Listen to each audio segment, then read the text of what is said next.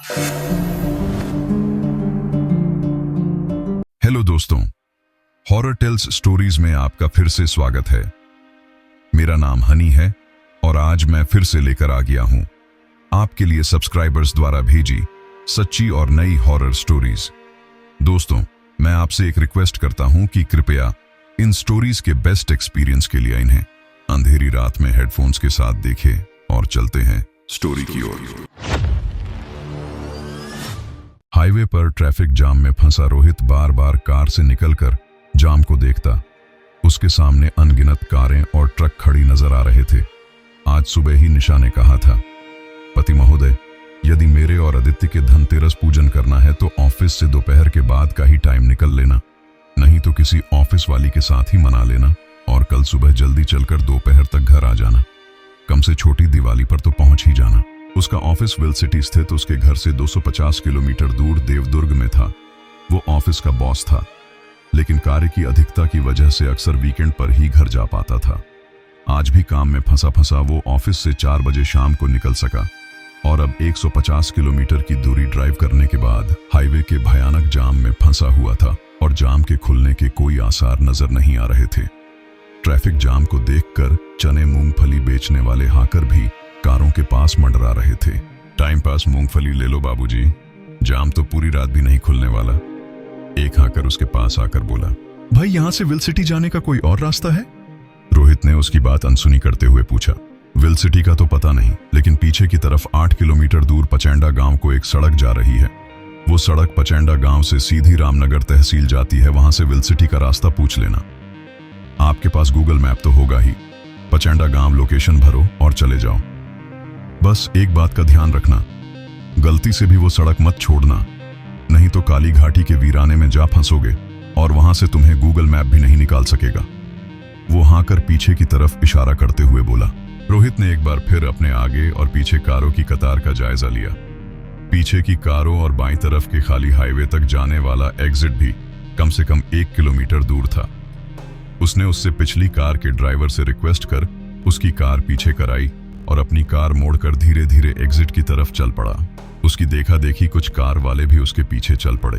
करीब 1 किलोमीटर पीछे की तरफ जाने पर मुझे वापस जाने वाले हाईवे के लिए एग्जिट मिल गया। 8 किलोमीटर वापस चलने के बाद मुझे पचैंडा जाने वाला टूटा फूटा रास्ता मिल गया और मैंने कार उसी रास्ते पर बढ़ाते हुए अपना गूगल मैप रामनगर जाने के लिए सेट कर दिया।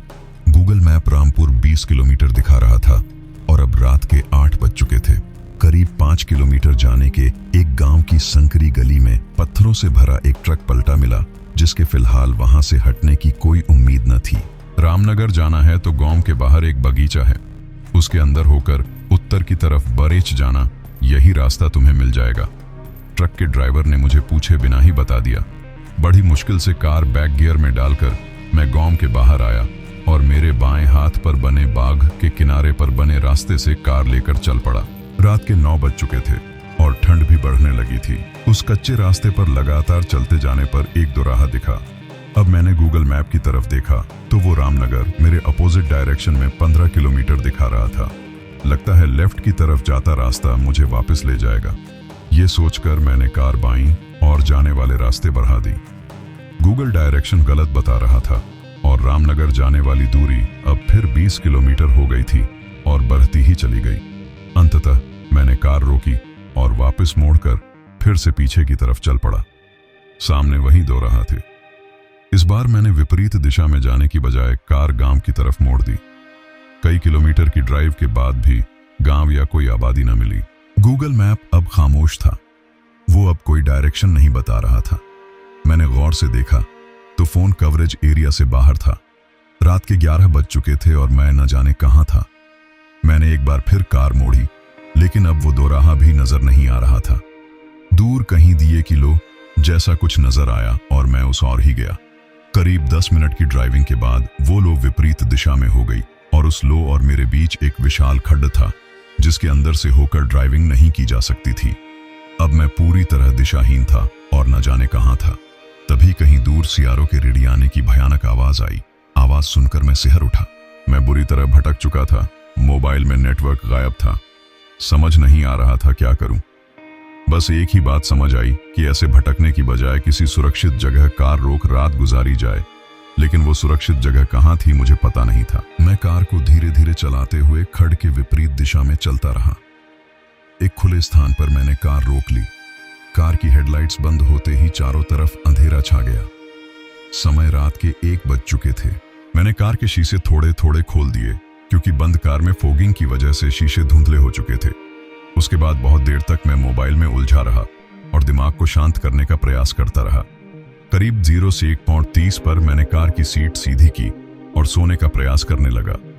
मुझे कभी कार में आसानी से नींद नहीं आती है, खास तौर पर सीट पर तो बिल्कुल भी नहीं। लेकिन मैं मानसिक और शारीरिक तौर पर इतना थका हुआ था कि मुझे तत्काल बेचैनी भरी नींद आ गई, लेकिन मैं ज्यादा देर न सो सका। एक बदबूदार सीलन भरी गर्म हवा मेरे चेहरे पर लगने से मेरी आंख खुली। नींद के आलम में मैं कुछ भी समझ न सका, लेकिन फिर वही हुआ।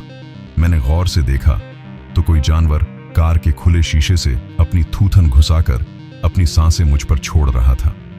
मैंने आंखें मसलकर देखा तो मेरी खिड़की के पास एक विशालकाय भालू था, जो खुली खिड़की से अपनी थूथन कार के अंदर घुसाने की कोशिश कर रहा था। मैं डर की वजह से एकदम स्थिर हो गया और कार स्टार्ट करने की कोशिश की, ताकि मैं वहां से कहीं दूर निकल जाऊं। लेकिन न जाने किस वजह से कार स्टार्ट न हुई और न ही खुले शीशे बंद हो सके। अब वो भालू कार के खुले शीशे से अपने पंजे अंदर घुसाकर मुंह तक पहुंचने की कोशिश कर रहा था और बुरी तरह गुर्रा रहा था। बाहर चारों तरफ धुप अंधेरा था और कार को स्टार्ट करने के मेरे हर प्रयास विफल हो रहे थे। तभी मैंने देखा कार की दूसरी तरफ से भी एक थूथन अंदर आने का प्रयास कर रही थी। मैं समझ चुका था बाहर एक नहीं कई भालू है जो कार में घुसने का प्रयास कर रहे हैं ताकि मुझे खा सके। भालुओं को देखकर मैं समझ चुका था कि मैं काली घाटी में आ पहुंचा हूं, जो लोगों को कई तरीके से मार डालती है। कुछ भालू मेरी कार की साइड पर पंजों से प्रहार कर रहे थे। एक भालू कार की छत पर चढ़ चुका था।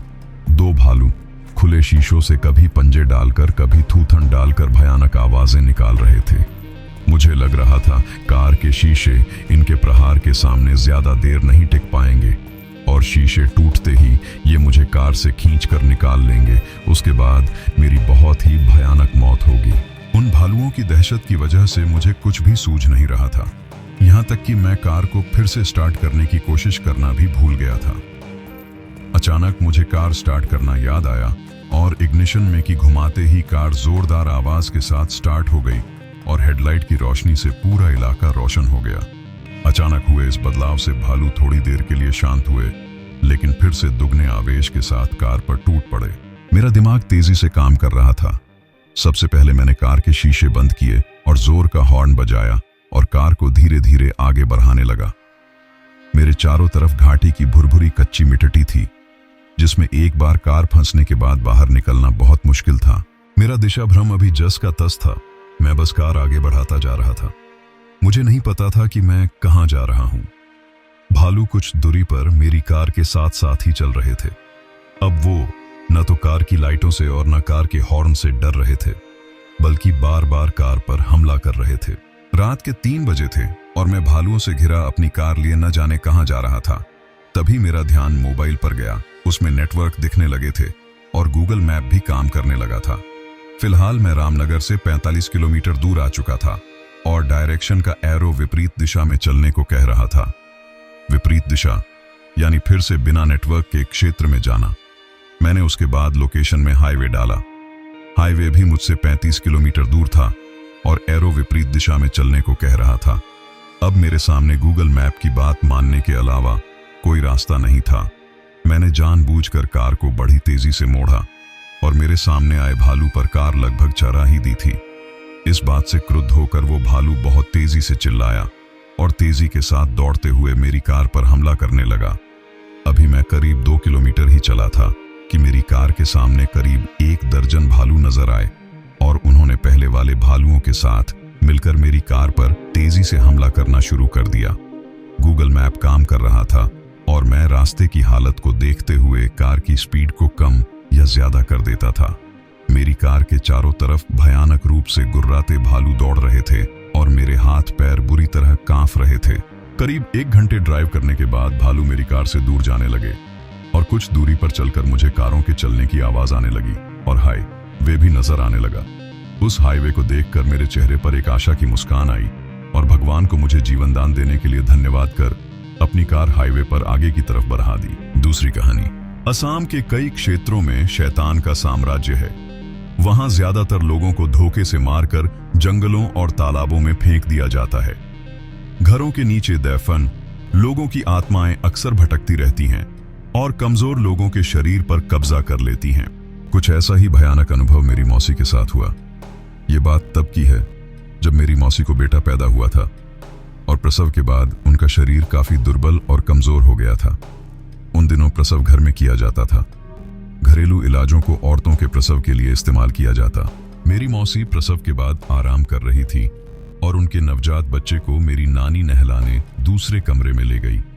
कमरे में मेरी मौसी बिल्कुल अकेली थी और उनके पति भी गांव से बाहर गए हुए थे। घर में सिर्फ मेरी नानी और मौसी ही थे। प्रसव के बाद मौसी थकान के मारे सो गई और एक आहट से उनकी नींद खुली। उन्होंने सामने की खिड़की से एक काला साया कमरे में आते हुए देखा। उस काले साये के बाल हवा में लहरा रहे थे और उसकी आकृति बहुत ही भयानक थी। वो अपने हाथ मौसी के गले की तरफ बढ़ा रहा था। इतने में मौसी जोर से चीखी और नानी वहां पहुंच गई। मौसी ने सारा किस्सा बताया तो नानी ने गौर किया कि उनके सिरहाने कोई चाकू या हाथ में कोई रक्षा धागा नहीं बंधा है। फिर नानी ने मौसी के हाथ में हींग और सरसों के दाने काले कपड़े में लपेटकर बांध दिया और उनके बच्चे के हाथ में भी बांधा। मौसी के पूछने पर नानी ने बताया कि अक्सर ऐसे काले साए कमजोर या दुर्बल शरीर में प्रवेश करते हैं और अपनी अधूरी इच्छाओं को पूरा करते हैं। प्रसव के बाद नानी मौसी के पास सुरक्षा धागा और सिरहाने चाकू रखना भूल गई थी। इसीलिए मौसी को उस काले साए का सामना करना पड़ा। कुछ खतरे इतनी आसानी से नहीं टलते। नानी को आधी रात को घर के पीछे से किसी के रोने की आवाज आ रही थी और जब उन्होंने देखा तो एक काला साया वहां खड़ा था। नानी ने जोर से चिल्ला के पूछा, आखिर तुम हो कौन? क्यों हमारे पीछे पड़े हो? काले साये ने डरावनी आवाज में जवाब दिया, ये घर मेरा है, चले जाओ यहां से, वरना तुम्हारा परिवार भी मारा जाएगा। नानी उस वाक्य से बहुत डर गई थी क्योंकि अब घर में एक नवजात बच्चे को भी उस काले साये से खतरा था। अगले दिन नानी ने एक पंडित को घर बुला के सारा किस्सा सुनाया और पंडित जब घर के पीछे गए तो उन्होंने काली शक्तियों को महसूस किया। पंडित ने सारा मुआयना करके कहा, इस इलाके में जितने भी घर बने हुए हैं उन सब के नीचे कई लाशें दफन हैं। यह इलाका पहले घना जंगल हुआ करता था और फिर यहाँ धीरे धीरे लोग घर बनवाने लगे। इस घर का भी कोई ऐसा ही राज होगा जो आपको जीने नहीं देगा। ऐसे शापित स्थान निर्दोष परिवारों की बलि मांगते हैं। आप लोग जल्द से जल्द यह घर खाली कर दो, तब तक यह रक्षा मौली अपने हाथों पे बांध लो। मौसी के पति को वापस आने में 2 दिन बाकी थे। बिना वक्त गवाए मेरी नानी और मौसी अपना सामान बांधकर दूसरे गांव चले गए और मौसी ने अपने पति को भी खत लिखकर सूचित कर दिया। आज भी इसी डर से लोग घर बदलने से पहले उसका इतिहास पता कर लेते हैं क्योंकि ऐसे भूतिया राज अक्सर लोगों को महंगे पड्डी बेचते हैं। तो दोस्तों, आपको मेरी ये वीडियो कैसी लगी आप हमें कमेंट करके जरूर बताएं और अगर आपको भी अपना कोई एक्सपीरियंस हमारे साथ शेयर करना हो तो डिस्क्रिप्शन में दिए गए हमारे व्हाट्सएप नंबर या हमारे Instagram account horror tales stories पर भेज सकते हैं। और हाँ दोस्तों, हमारी वीडियो को लाइक शेयर करें जिससे हमें मोटिवेशन मिलती है और ऐसी और कहानियों के लिए हमारा चैनल हॉरर टेल्स स्टोरीज को सब्सक्राइब करें। धन्यवाद।